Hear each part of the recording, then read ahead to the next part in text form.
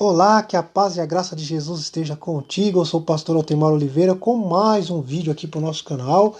Eu quero convidar você que não é inscrito no canal, que é novo, que está chegando agora, se inscreve no canal, clica aqui no botão abaixo, ativa o sininho para receber todas as notificações dos nossos materiais, tá?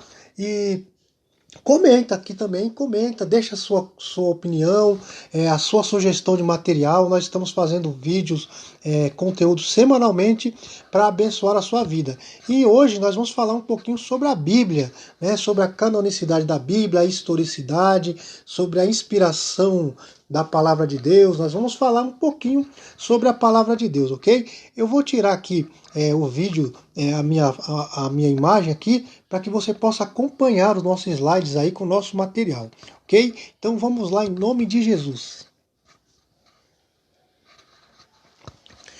Antes de mais nada, deixa eu me apresentar aqui, né? Quem sou eu? Eu sou o pastor Altemar Oliveira, né? E sempre carrego essa frase comigo, que servir a Jesus e ensinar a sua palavra é um privilégio para mim. Eu sou privilegiado de estar aqui falando da palavra de Deus, falando do amor dele, ensinando as verdades das suas sagradas escrituras, tá? Eu sou bacharel em teologia, também sou mestre em ciências da religião, sou diretor e professor da Faculdade de Teologia Sola Scriptura e da Faculdade Teológica Batista Plena Comunhão, cujos links eu vou deixar aqui abaixo na descrição do vídeo. Se você quiser fazer um curso teológico conosco, é só clicar em um dos links abaixo, ok? Eu sou pastor também, né? Sirvo a Deus ali na comunidade cristã Evangelho da Graça em Barueri e ajudo também na Igreja Batista Plena Comunhão, dando um auxílio aí na questão teológica. Ok? Então, basicamente esse sou eu, estou aqui para servi-lo, para ajudá-lo, para estar fazendo a vontade do Senhor com relação à palavra de Deus, ok? Então nós vamos falar um pouquinho sobre a Bíblia. Bom, antes de entrar a fundo, né, nessa questão da Bíblia, eu quero fazer uma síntese bem breve mesmo, é uma coisa bem superficial, né, para você entender um pouquinho sobre a história bíblica, sobre o que a Bíblia fala, né? A síntese básica é que Deus criou o homem e colocou esse homem no jardim do Éden, né? Esse homem, então, ele peca e deixa de obedecer o mandamento de Deus e deixa de ser aquilo, né, para qual Deus o tinha destinado.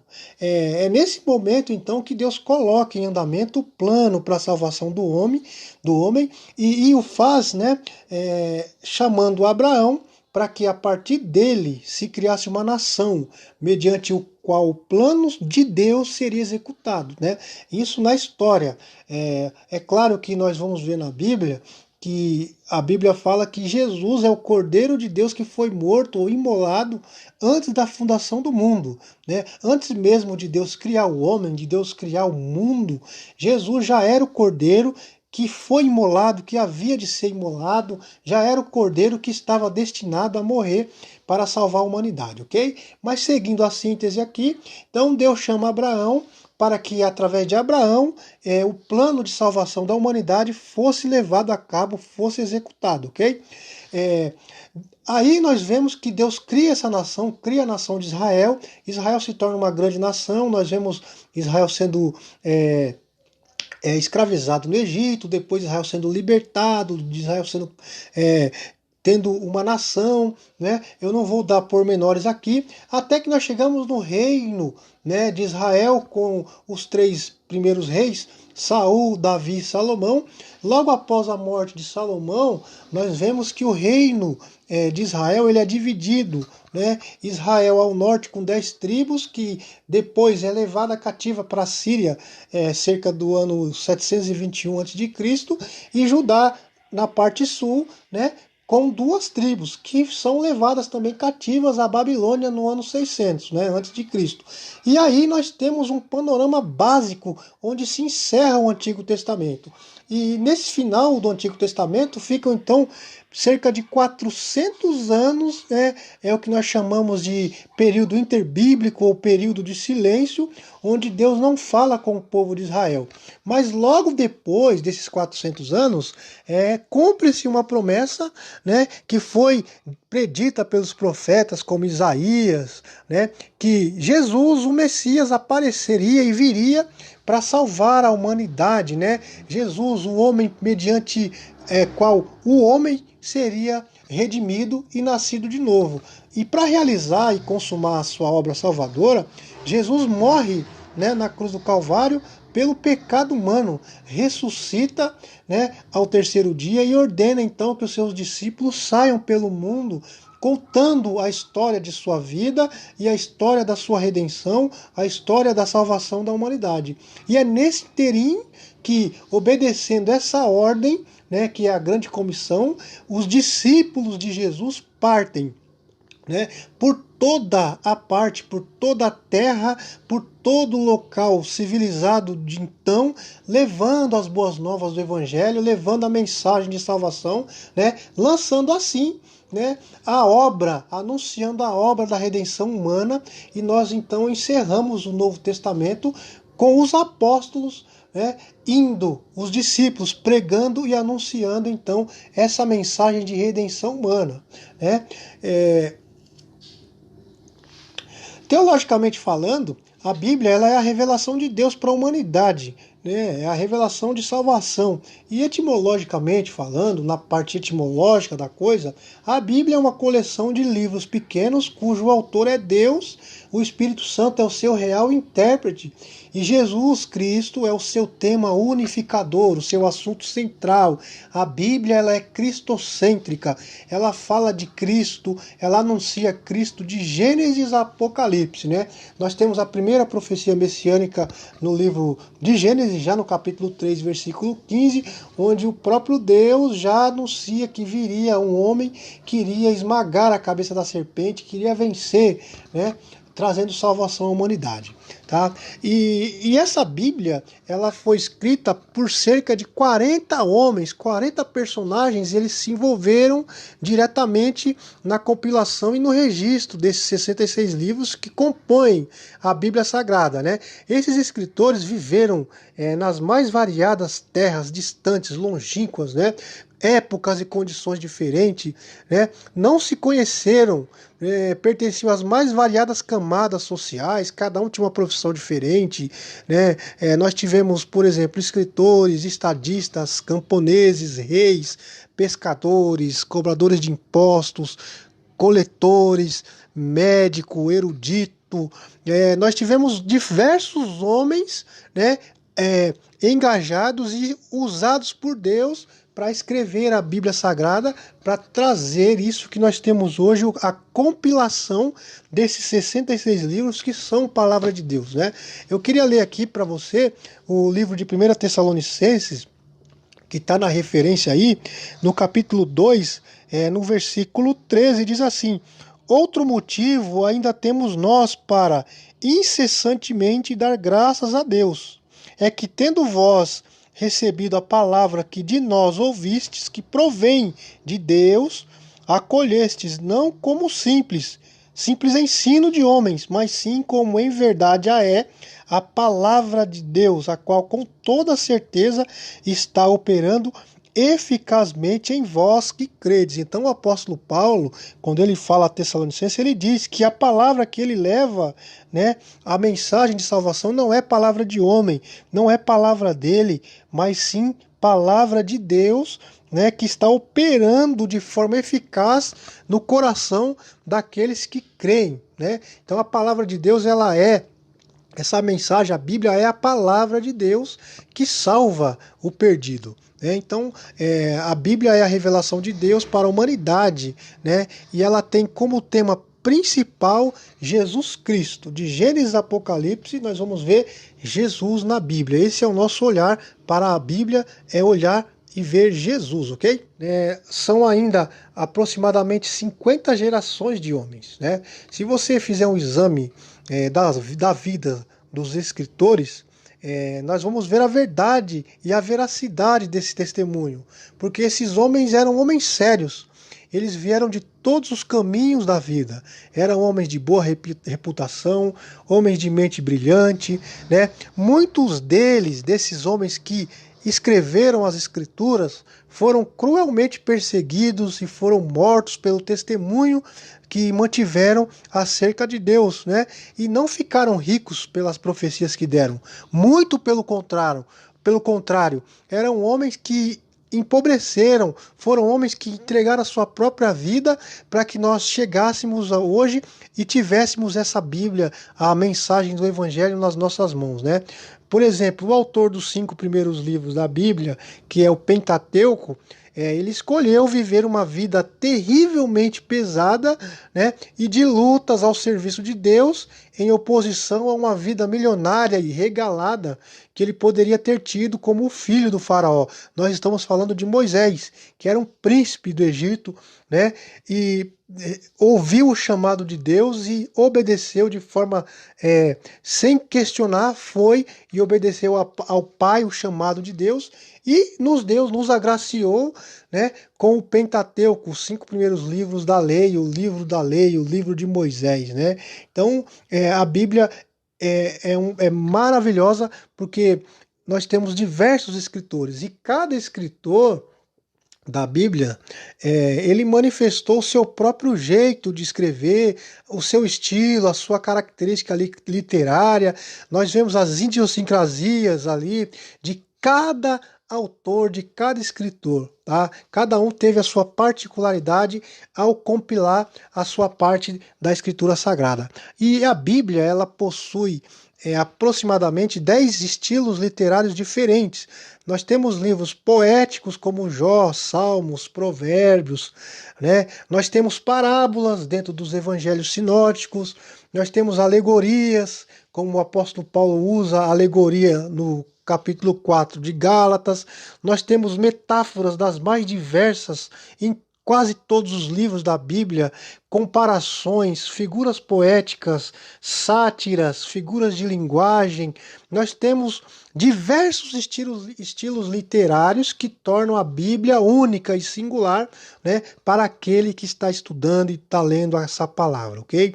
E demoraram aí, né, cerca de aproximadamente 1.600 anos para que essa Bíblia, os 66 livros, ficassem prontos, tá? Ela tem início cerca do ano de 1491 a.C., quando Moisés, né, tem então a visão do passado, começa a escrever o Pentateuco, né? E no meio do trovão no Monte Sinai, até o ano 97 depois de Cristo, quando o apóstolo João tem a visão do futuro e ele mesmo, um filho do trovão, escreve o Apocalipse, tendo a visão do futuro.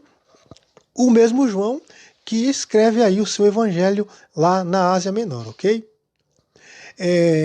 Entretanto, com toda essa gama de informação que eu te trouxe aqui, sobre autores, sobre posição social de cada autor, há na Bíblia somente um plano e um projeto, que de fato mostra a existência de um só autor divino, guiando todos esses escritores, né, através da pena, através da caneta, através do papel, do papiro, né? E então a Bíblia é um só livro, é um livro só.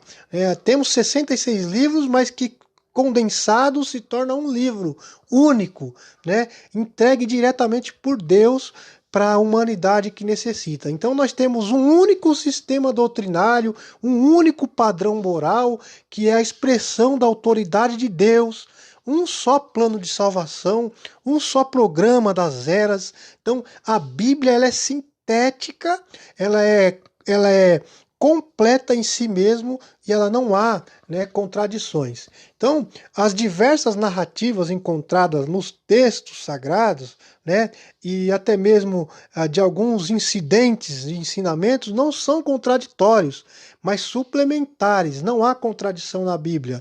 Não há em todo o conteúdo uma única contradição. E um livro sempre vai dar continuidade ou complementar um outro, né? Ainda que cada autor tenha escrito em uma condição diferente, em uma situação diferente. A Bíblia, ela é uniforme. Essa é a palavra mais correta. A Bíblia é uniforme.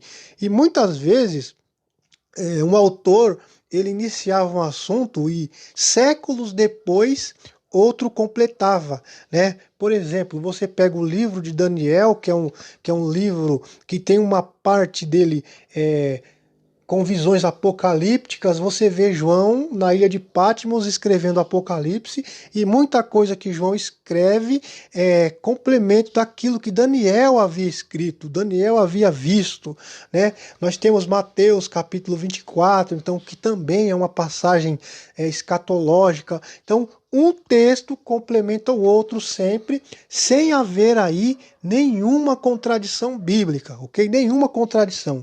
Os escritores humanos, né, eles fornecem variedade de estilo e matéria.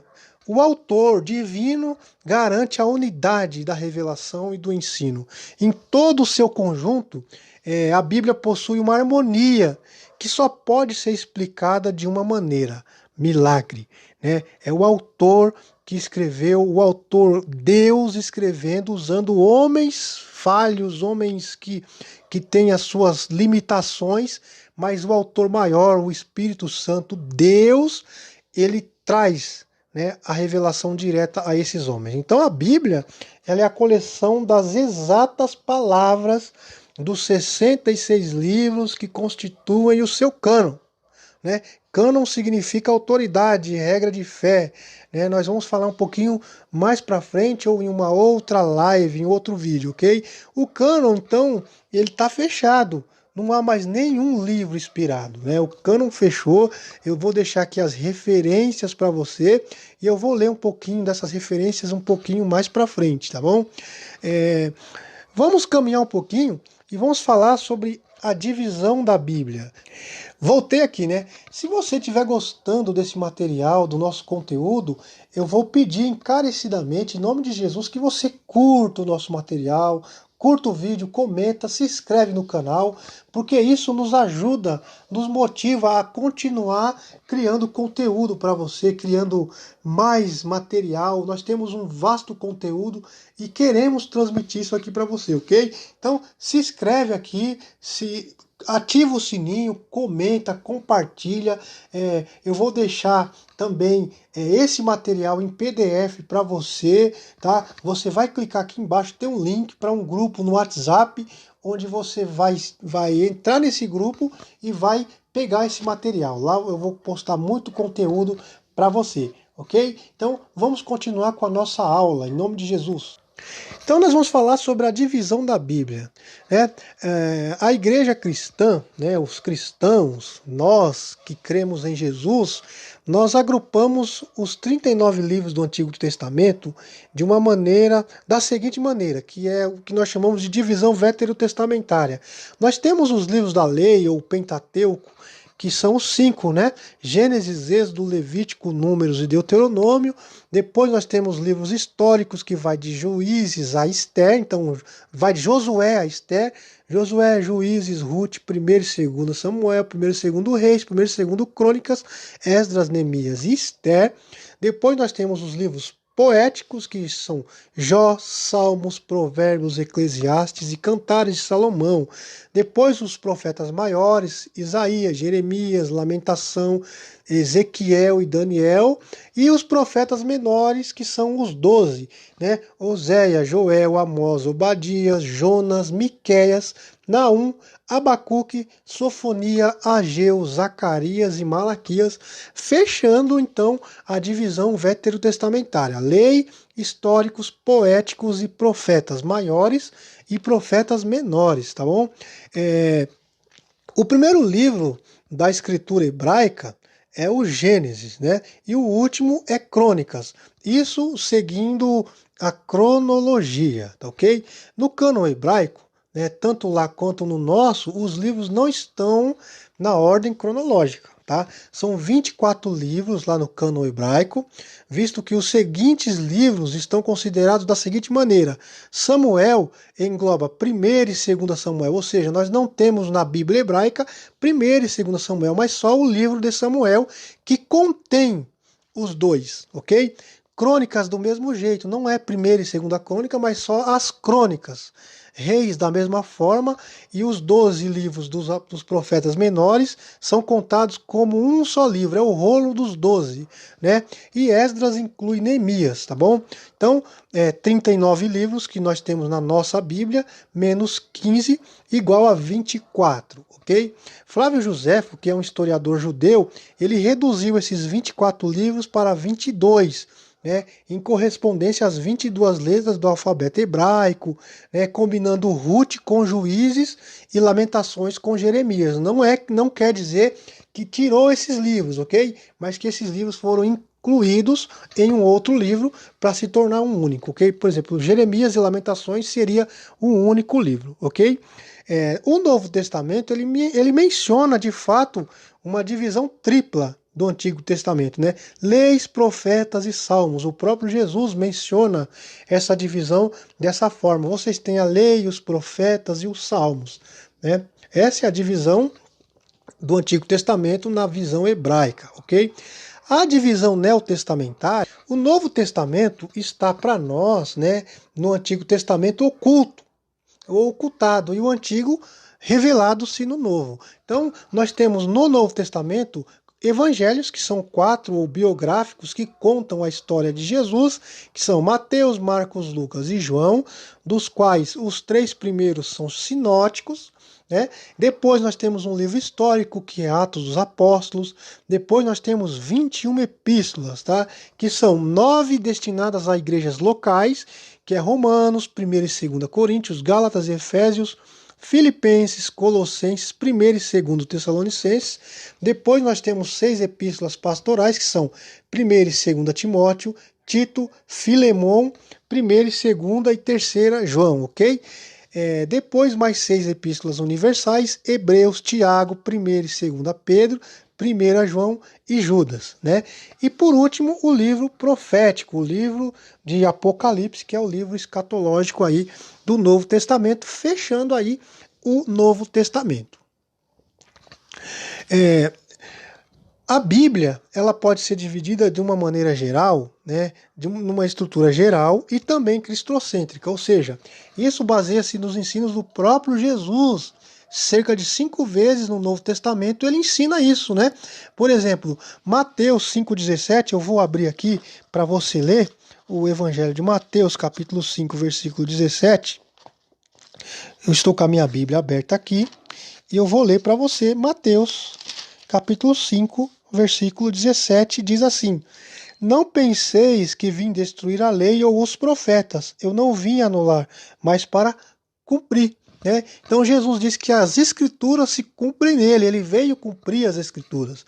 Temos outros textos, como Lucas 24, 27, João 5, 39, né? Examinais as escrituras, porque cuidais ter nela a vida eterna, mas são estas escrituras que de mim testificam, Hebreus 10, 7 e outros textos, ok? Sim, Cristo, ele é o centro e o coração da Bíblia, porque o Antigo Testamento descreve uma nação, e o Novo Testamento descreve um homem.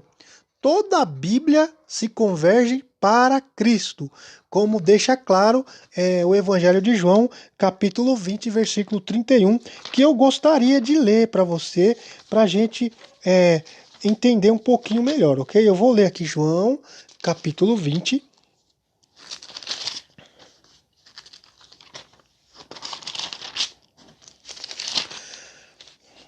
Evangelho de João 20, 31 diz assim: Estes, entretanto, foram escritos para que possais acreditar ou crer que Jesus é o Cristo, o Filho de Deus, para que, crendo, tenhais vida em seu nome. Ou seja, as Escrituras foi escrita para que nós acreditemos e creiamos que Jesus é o Filho de Deus, é o Cristo, né, para que, crendo, tenhamos vida em seu nome.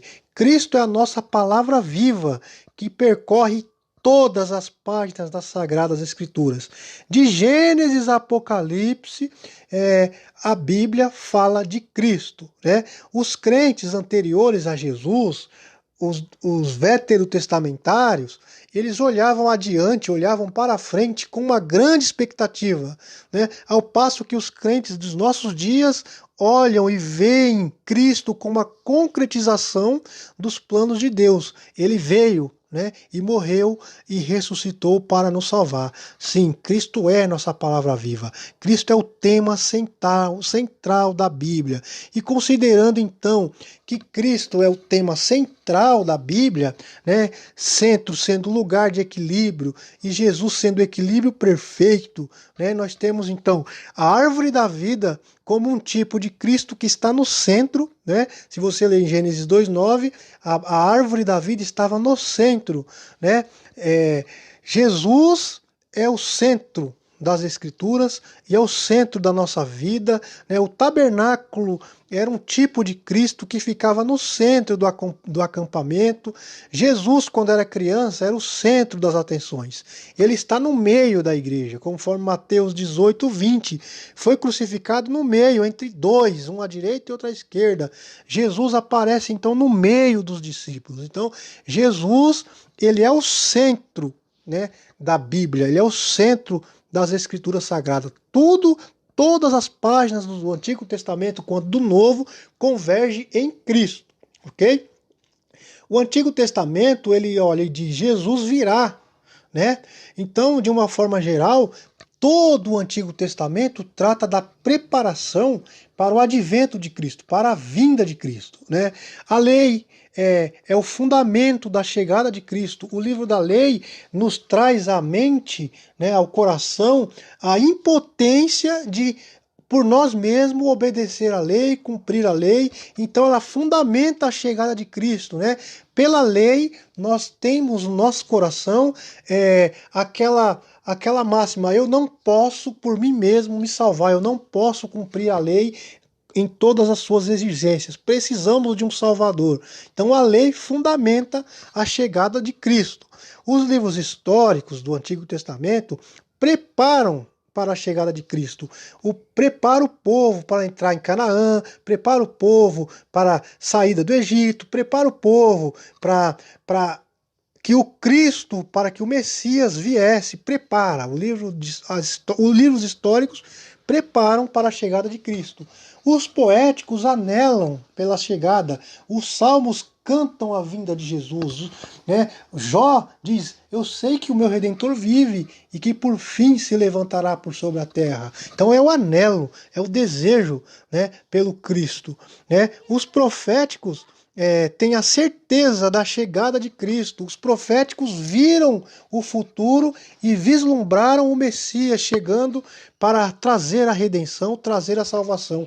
Então, lei fundamenta, históricos preparam, a poesia, os poéticos anelam e a profecia confirma, tem certeza da chegada de Cristo. Glórias a Deus por isso. Então, aí nós chegamos então no Novo Testamento, que diz Jesus já veio. Enquanto o Antigo Testamento diz Jesus virá, o Novo diz Jesus já veio, né? O Novo Testamento, ele trata da manifestação de Jesus Cristo. Os evangelhos manifestam Cristo ao mundo como Redentor, né? Os Atos dos Apóstolos propagam o Cristo por meio da igreja, e as epístolas explanam, interpretam e aplicam a Cristo, né? São os detalhes da doutrina cristã, ensinando as minúcias daquilo que o Cristo veio fazer no meio de nós. E por último, Apocalipse, que consuma todas as coisas, é a consumação de todas as coisas em Cristo Jesus. Ou seja, Antigo Testamento ele virá, Novo Testamento ele já veio. Toda a Bíblia converge em Cristo, ok? Então, dessa forma, tendo Cristo como tema central das Escrituras, nós podemos resumir o Antigo Testamento numa única frase: Jesus virá, né? E o Novo numa outra: Jesus já veio e, claro, como Redentor, como Salvador. Assim, as Escrituras sem a pessoa de Jesus seria como a física sem a matéria e o matemático sem os números. Já imaginou um cristão sem a Bíblia, que é o centro, que tem Cristo como centro principal, como tema principal? É impossível. Bom, vamos falar um pouquinho sobre a canonicidade da Bíblia, né? Se você está gostando do material, comente aqui, curta, compartilhe, nos ajude a divulgar esse material, ok? Então, a canonicidade da Bíblia. Toda a Escritura é divinamente inspirada e proveitosa para ensinar, para redarguir, para corrigir e instruir em justiça. Isso nós vemos em 1 Timóteo, capítulo, ou 2 Timóteo 3,16. A Bíblia é inspirada. A Bíblia é a palavra de Deus inspirada. Jesus ensinou que a Bíblia é infalivelmente inspirada. Nós temos os textos de João 10,35, João 17,17, Mateus 4,4, 5,17 a 18. E Jesus também disse que ela é eterna e perfeitamente preservada por Deus, né? John Burgon, ele escreveu uma declaração que é muito interessante, que diz assim: juro pelo nome do Deus triuno, Pai, Filho e Espírito Santo, que creio que a Bíblia não é outra coisa senão a voz daquele que está sentado no trono. Cada livro dela, cada capítulo dela, cada versículo dela, cada palavra dela, cada sílaba dela, cada letra são elocuções diretas do Altíssimo. A Bíblia não é nada mais do que a palavra de Deus. Nenhuma parte dela é mais, nenhuma parte dela é menos.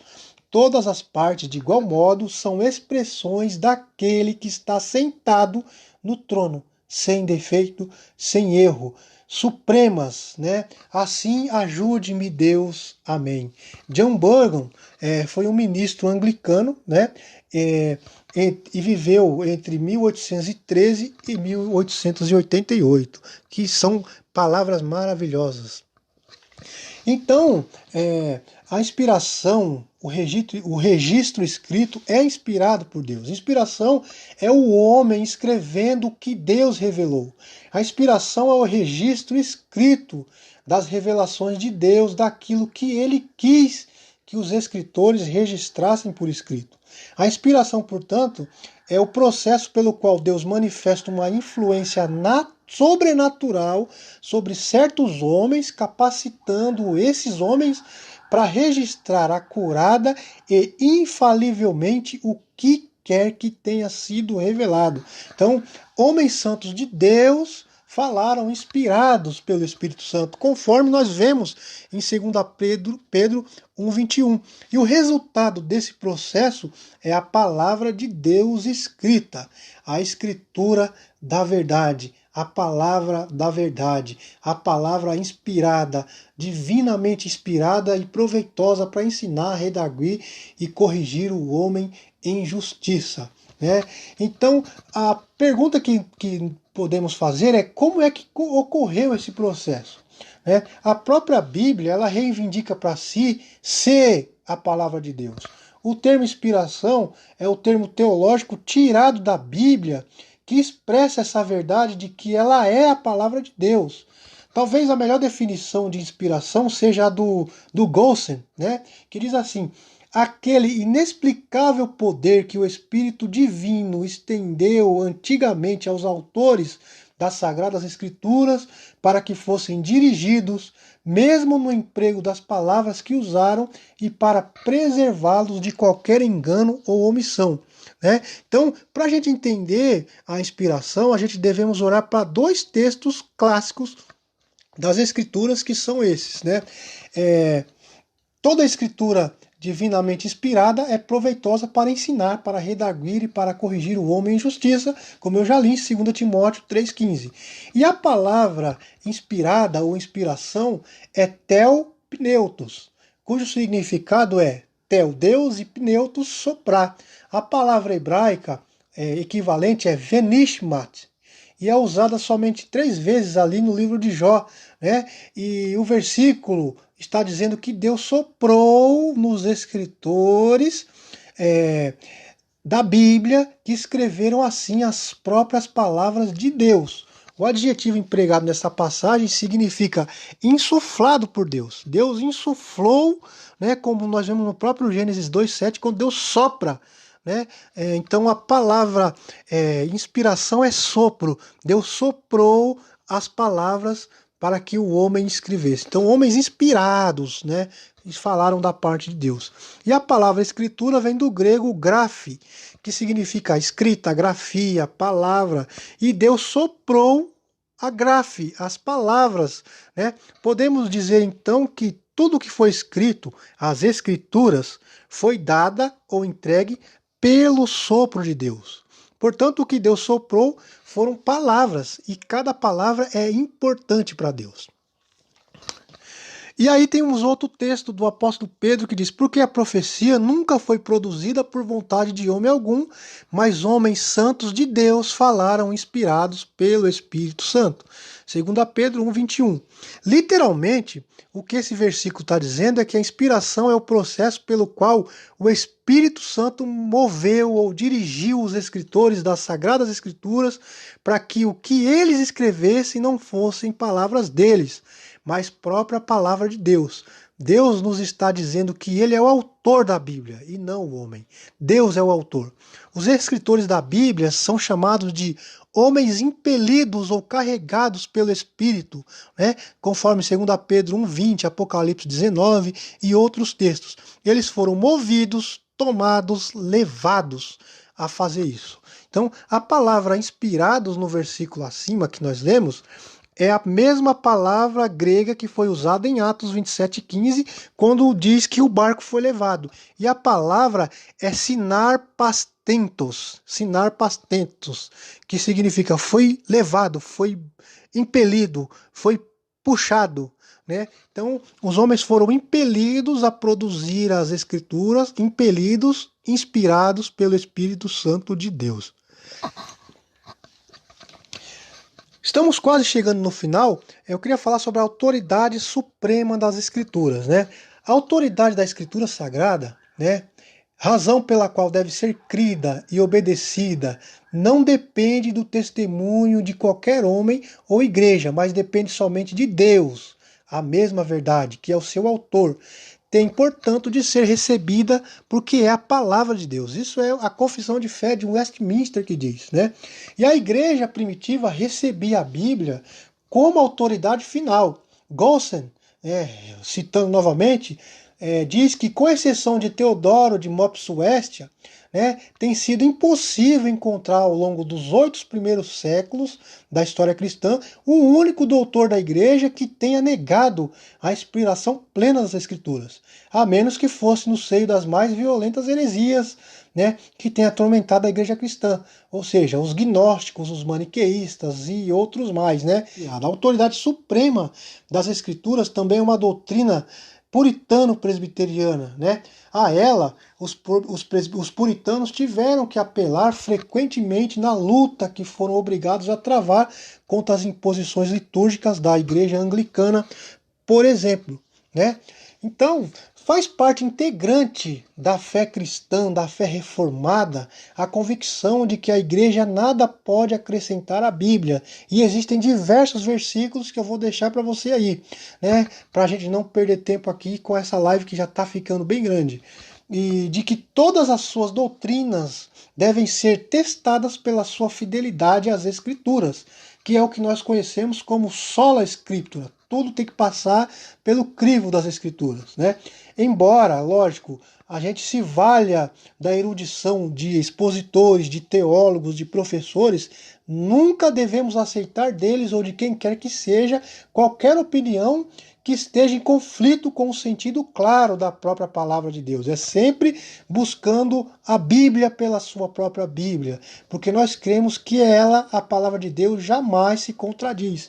Então, em última análise, nós devemos depender da unção do mesmo Espírito de Deus que inspirou os profetas e os escritores, né, para que possamos compreender essas verdades reveladas nas Escrituras. E, para tanto, nós havemos de permanecer nele, em Cristo, em Deus, no Espírito Santo, a fim de sabermos o que é que ele nos diz através da sua santa palavra. A suficiência da Bíblia. Eu quero chegar já no final aqui, né? Eu vou gravar um outro vídeo mais para frente para a gente falar um pouquinho mais, porque aqui foi só uma pequena pincelada, não dá para falar muito, né? Mas visto que Cristo nos fala agora por meio do seu Espírito, através das Escrituras, conforme Hebreus capítulo 1, versículo 1, e que as revelações da criação e da consciência não são nem perfeitas e nem suficientes à salvação do homem por causa da queda que corrompeu tanto uma quanto a outra, a palavra final, suficiente e autoritativa de Deus para a humanidade caída são as Escrituras Sagradas. A palavra final é a palavra de Deus, as Escrituras. A Bíblia é suficiente. O fato é que, por procederem de Deus, as Escrituras reivindicam para si atributos divinos. São perfeitas, fiéis, retas, puras, né, verdadeiras, justas, santas. Então, a palavra de Deus ela é suficiente para guiar o homem em todo o caminho da verdade, em todo o caminho da justiça, ok? Então, Jesus mesmo, ele atesta a autoridade suprema das Escrituras, pelo modo como ele a faz, né? Ele usa as Escrituras para esclarecer diversas controvérsias usando uma palavra, está escrito, né? Está escrito, as Escrituras não falham, né? Que autoridade teria Paulo, né, para exortar os Gálatas no sentido de rejeitarem qualquer evangelho que fosse além do evangelho que ele lhes havia anunciado, ainda que viesse ser pregado por anjos? Essa é uma pergunta que eu faço. Só tem uma resposta que a gente pode dar. Ele sabia que o evangelho por ele anunciado não era segundo o homem, porque não o havia aprendido de homem algum, mas mediante a revelação de Jesus Cristo. Você pode ver isso em Gálatas, capítulo 1, versículo 8 a 12. Então, o lema da reforma é Ecclesia reformata, sempre reformanda. Né? A igreja deve estar sempre aberta para ser corrigida por Deus, arrepender-se dos seus pecados e se reformar, em conformidade com os ensinos das Sagradas Escrituras. Mas você pode pensar assim, mas muito tempo já se passou desde que a Bíblia foi escrita. O evangelicalismo moderno recebeu diversas influências, principalmente do século passado, né? Um legado teológico, eclesiástico e litúrgico que precisa urgentemente ser submetido ao teste da doutrina da reforma, né? Da doutrina da autoridade suprema das Escrituras. É tempo de reconsiderar as implicações dessa doutrina. É tempo de reavaliar a nossa fé, nossas práticas eclesiásticas, as nossas próprias vidas à luz da doutrina da reforma, né? Porque, afinal de contas, admitimos que a igreja reformada deve estar sempre se reformando, não pela conformação constante às últimas novidades, mas pelo retorno e conformação contínuos ao ensino das Escrituras. Nós não buscamos inovações, nós não buscamos modismo, nós buscamos ser aperfeiçoados pela única regra de fé e prática que é as Escrituras Sagradas, que é a palavra de Deus, né? Então, nós precisamos muito, né, a partir do instante em que nós aceitamos a autoridade da Bíblia, nós somos chamados pela força da palavra de Deus a nos submetermos à autoridade dele. E se ele, o Criador, de fato se revelou a nós através da sua palavra, tal revelação tem força de lei para nós, para as suas criaturas. Como soberano do universo, Deus tem o direito de exigir plena obediência às suas ordens e fazer valer a sua autoridade através do justo julgamento dele, né? Deus, sendo onisciente e eterno, faz da sua palavra autoridade para todas as áreas da vida, sejam elas espirituais, morais, intelectuais ou físicas, né? E eu quero deixar João 14, 23, que diz assim: Jesus disse-lhe: se alguém me ama, guardará a minha palavra. O meu Pai amará, e viremos para ele e faremos nele morada. Jesus só faz morada quem guarda a sua palavra. Jesus só faz morada naquele que ama a Ele de todo o coração e o busca conforme a palavra ensina. Então, que essa seja uma reflexão para você. Eu sei que a gente precisa aprofundar muito mais. Eu gostaria de convidar você a se inscrever, porque eu vou falar mais sobre canonicidade, sobre inspiração da Bíblia. Foi só um pequeno panorama básico para que nós possamos começar a pensar em voltar às Escrituras, tá? Que Deus abençoe a sua vida. Se tiver dúvida, pergunta, comente aqui embaixo, porque eu tenho certeza que Deus ele tem algo a nos fazer. É tempo de voltarmos às Escrituras, é tempo de voltarmos à palavra de Deus, e eu tenho certeza que Deus ele tem muito mais a fazer na sua vida. Se você quiser receber esse material, o PDF, entra aqui embaixo, tem um link, né, onde você pode clicar e cair direto no nosso grupo no WhatsApp, onde eu vou deixar disponível esse material e toda semana eu vou colocar um material novo lá para você, ok? Se você quiser aprender teologia, estudar a palavra de Deus, tem os links aqui abaixo, você pode se inscrever em um dos nossos cursos e eu tenho certeza que será uma grande bênção na sua vida, ok? Que Deus abençoe a sua vida e até o próximo vídeo em nome de Jesus.